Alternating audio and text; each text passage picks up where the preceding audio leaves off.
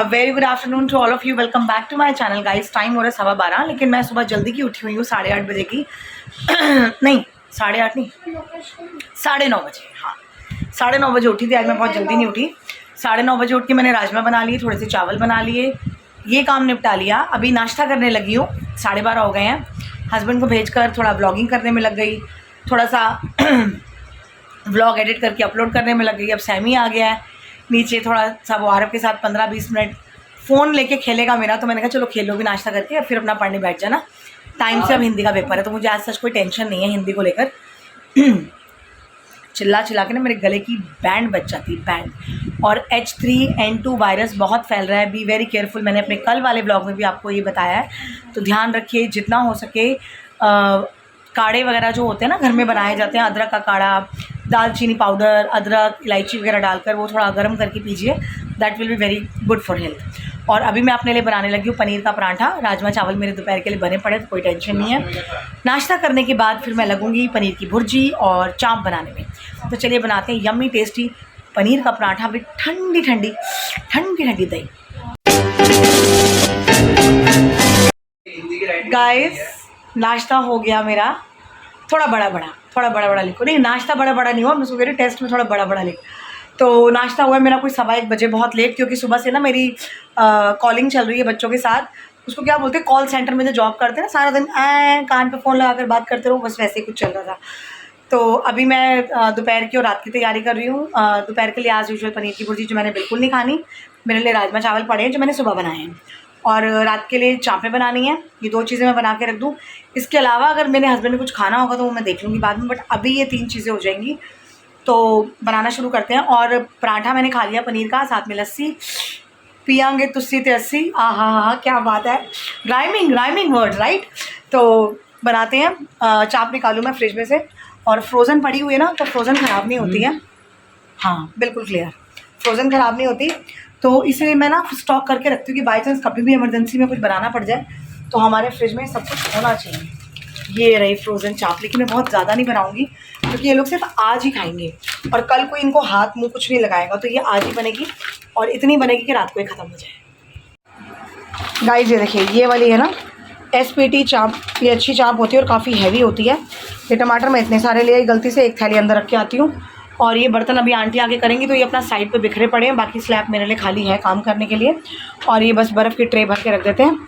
और ये दोपहर के लिए राजमा मेरे बाहर पड़े हैं, चावल मैंने अंदर रख दिए थे, तो ये हम दोपहर की कोई टेंशन है नहीं। पता नहीं मैं खाऊँ या ना खाऊँ खाना। सुबह नाश्ते में ये पनीर वाला पराठा इतना हैवी हो गया ना, मेरा पूरा तवे के साइज़ का था, और वो इतनी स्टफिंग भरी हुई थी उसके अंदर ना कि पेट ही बस फुल हो गया। तो अगर अभी नहीं खाया या दोपहर को नहीं खाया तो शाम को कभी भी खा लेंगे, बट मुझे भूख लगी जाएगी, आई नो। तो चलिए बनाते हैं चाप और पनीर की भुर्जी।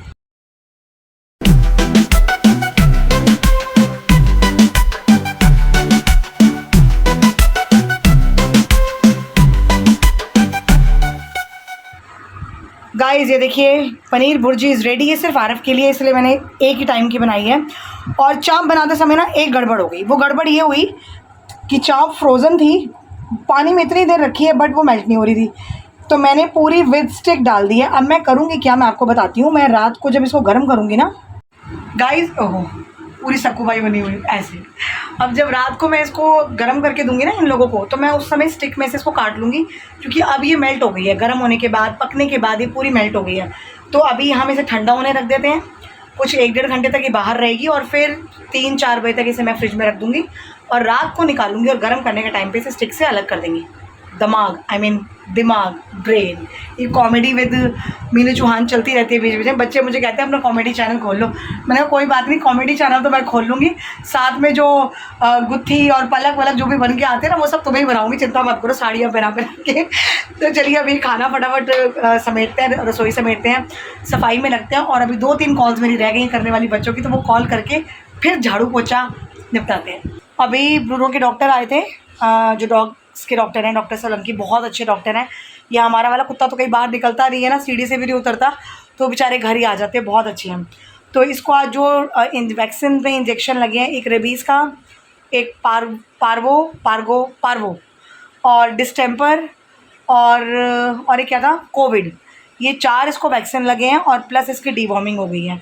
तो अब 1 साल के लिए इसे अब कोई इंजेक्शन नहीं लगना, कोई वैक्सीन नहीं होना। अब अगले साल सितंबर में लगेगा, लेकिन जो 3-3 महीने में डीवॉर्मिंग होती है वो होती रहेगी। तो हम अपने ब्रूनो को कोई भी ऐसा इंजेक्शन नहीं है जो डॉग्स को लगता हो और हमने नहीं लगवाया हो, क्योंकि ये हमारे साथ ही उठता बैठता है, मेरे साथ ही सोता है ये बेड पे, सिराने पे मुंह रख के, चादरों में घुस घुस के। तो अगर ये साफ़ नहीं होगा और इसको कोई प्रॉब्लम होगी तो वो हम लोगों को भी इन्फेक्ट करेगी, बहुत लाजमी सी बात है। तो इसीलिए हम ऐसा कोई इंजेक्शन नहीं है जो डॉग्स को लगता है और मैं इसको ना लगवाती हूँ। जो भी है वो हमने इसको लगवाना है, क्योंकि मतलब इससे कोई भी कटवा सकता है खुद को। हाँ, मतलब ये वैसे तो खैर काटता ही नहीं, किसी को काटना है क्या, बेचारा मासूम सा कुत्ता बेहोश हो गया, लेट गया आराम से। लेकिन डॉक्टर के आते ना ये ऐसे पागल होता है, और डॉक्टर इतना डरते हैं ना इससे। डॉग्स के डॉक्टर है, इतने बड़े बड़े डॉग्स काबू करते हैं, लेकिन ब्रूनो उनसे काबू नहीं आता।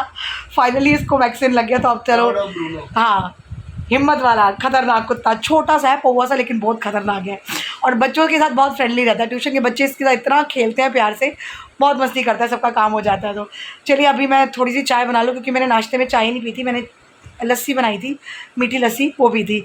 तो अभी लस्सी निकल ली है पेट में से। तो चुप रहे, मेरी लस्सी को मत टोक। मैं अब नाश्ते में चाय अवॉइड करती हूँ, तो मन कर रहा है चाय पीने का बहुत ज़्यादा वाला, तो थोड़ी सी छोटा कप एक चाय का बना के पीती हूँ, फिर कॉपियाँ चेक करने बैठती हूँ। गाइस सारा काम ख़त्म करके तैयार हो गई, 5 बज गए हैं, बट अभी तक मैंने खाना नहीं खाया क्योंकि नाश्ता बहुत हैवी हो गया था। बट अब भूख लग रही है 5 बजे, थोड़े से राजमा और चावल गर्म करती हूँ। और मैंने अब ट्यूशन का टाइम 5:15 तक का कर दिया, क्योंकि मुझे रात को 9 बज जाते हैं, 9, सवा 9, 9:30 बज जाते हैं। तो 5:15 तक का टाइम दिया है, तो मैं 15 मिनट है खाना खा लेती हूँ फटाफट। और ना मैंने ईयरिंग्स पहने, अभी टाइम नहीं मिला, ना लाइनर लगाया, टाइम नहीं मिला, तो फटाफट राजमा चावल खा के भागती हूँ, तो गर्म हो गए। गाइस ये देखिए सुबह के बनाए हुए राजमा और चावल, तो बस गर्म कर लिए, अब खाने की तैयारी हो रही है। Welcome back guys. बच्चे गए हमारे पढ़कर और मैं भाग रही हूँ अभी मंदिर के लिए। मैं रूम वगैरह कुछ नहीं समेट रही, सब ऐसे ही छोड़ के ताला लगा के मैं जा रही हूँ, क्योंकि 9:30 हो गए हैं और ये ना हो कि मंदिर बंद हो जाए। और आज हनुमान जी का डे है, तो प्रसाद चढ़ा के आना है, क्योंकि भगवान का आशीर्वाद बहुत ज़रूरी होता है। तो पहले मंदिर होकर आती हूँ, उसके बाद सारी समेटा समाटी करूँगी और मैं अपने लिए लेकर आऊँगी भल्ले पापड़ी। बहुत भूख लग रही है और अभी राजमा मैंने जो बचे थे खा लिए, तो अभी कुछ बना नहीं है मेरे लिए, तो मैं जाके भल्ले पापड़ी अपने लिए थोड़ी सी लेकर आती हूँ और फिर बैठकर खाऊंगी आराम से और फिर रूम समेटूंगी। चलिए होकर आते हैं।